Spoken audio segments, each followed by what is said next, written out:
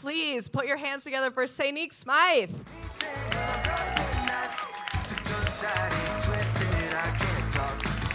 Yes. Keep it going. Oh my God. Look at me, diva. Some facts about me. I grew up loving reading historical fiction, which is shocking because I'm a Black woman. Very few historical fiction is fun to read for me, but I still loved it nonetheless. I was also a really big fan of the American Girl series. Any fans here? Did anyone own the dolls? The 1%. You see? Get them, boys. I'm sorry, I don't make the rules. I'm just saying, you're the rich we're going to eat, so you know. But I love the American Girl series, really got me into history. But I also really love reality TV, which is why I'm combining these two things to bring you the Real Housewives of American Girl. What if every American Girl was on a Real Housewives franchise? Well, I'm casting them right now in front of you in real time, okay?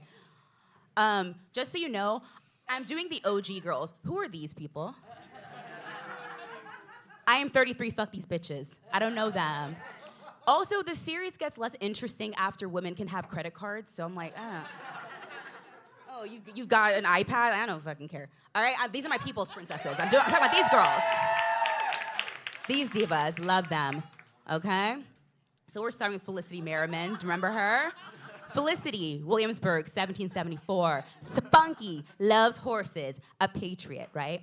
And if you know anything about Felicity's time period, it was all about the tension between her British loyalist neighbors and like her patriot family, right? That was like a big thing that was happening. But fun fact about Williamsburg, in fact, it was the site of the gunpowder incident, which was one of like the first like inciting moments of the Revolutionary War.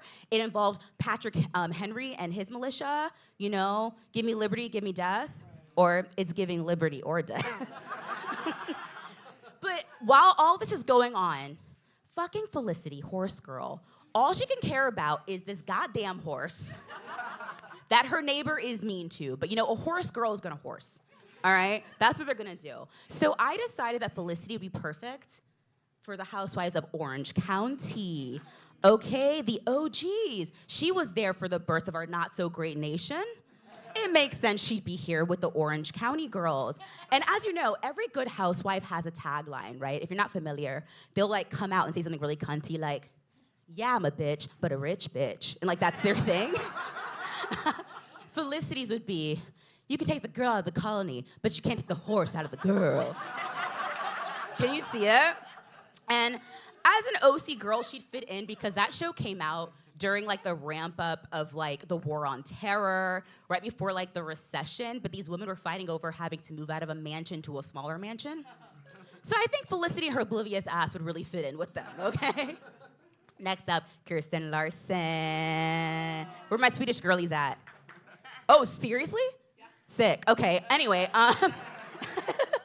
So she's a Swedish immigrant. Her story begins with her family's journey via ship to the United States, and then they have like a wagon train situation in Minnesota, right? And during this trip, Kirsten meets a girl named Marta, okay? Which, when we first meet Marta, we know she's gonna die, all right? It's 1854, she's 10, that means she's basically 70, okay? Tough times. And back then, on a wagon train, you died 3 ways: snake in your boot, crushed by wagon wheel, or shit to death. And Marta gets cholera and dies. That is Marta shitting herself to death. And I went through a really big pioneer phase as a kid.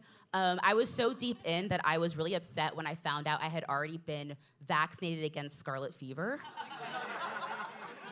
Because like, how would I get my parents' attention? Like by the healthy way and not by wasting away by candlelight? My dream, okay? But nonetheless, I feel like, you know, I'm not anti-vax, but I am pro-attention, okay?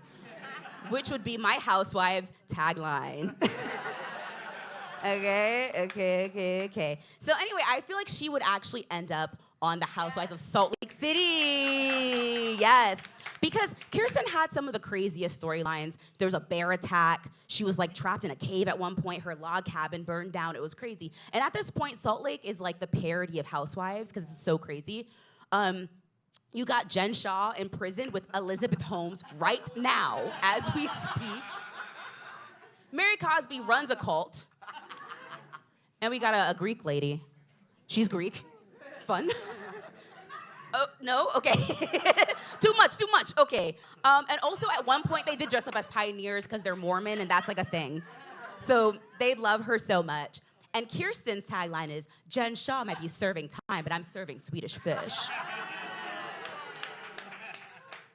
Next up, my main bitch, Addie Walker! As I told you, history has been tough for us. Addie was a slave. Okay. Addie was a slave, but in her defense, the story was actually pretty interesting. It was about like, not in her defense, but like in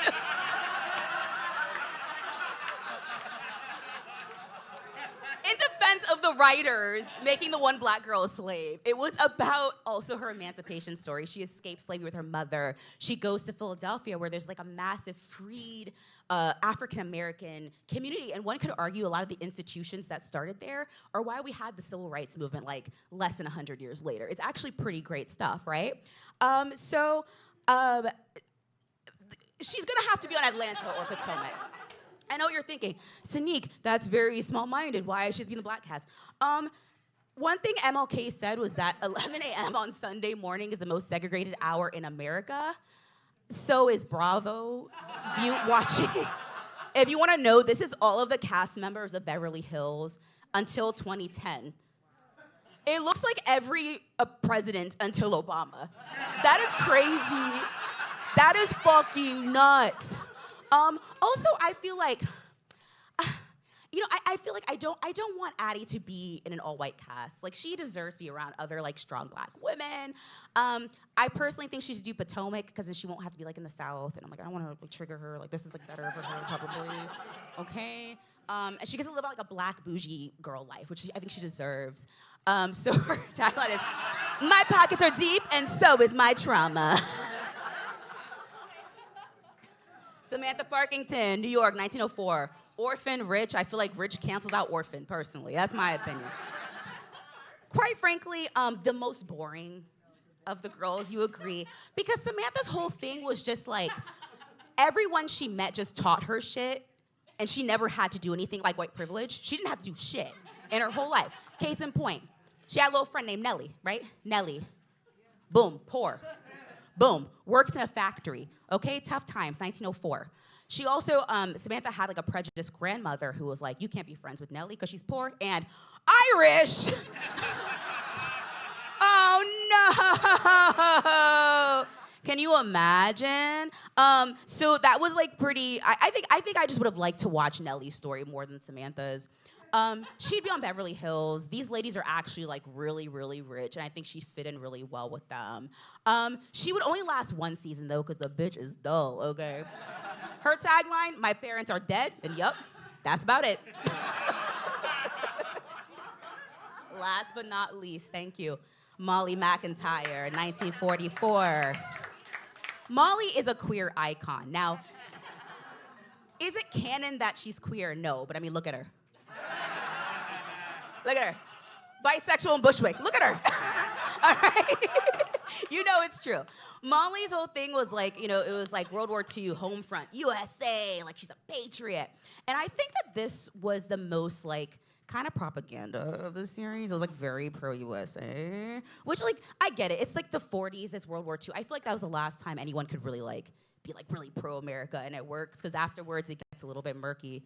That's all of the armed conflicts we've been involved in since World War II. Some would say one too many, maybe, okay? But I think she'd do really good on New York because Molly was also really sassy. Like, she didn't take anybody's shit, And I think she's the only one of the girls who could handle Bethany Frankel. I'd like to put them in a room together, okay? And her tagline is, I've always been a wartime girl, but I'm ready for peacetime drama. Look at her little apple. I love this bitch. Anyway, I don't know. I just have to thank American Girl for really making me love history. If anyone has Andy Cohen's phone number, I'm available for casting. But that's my time. Thank you so much. I've been Sanique Smythe.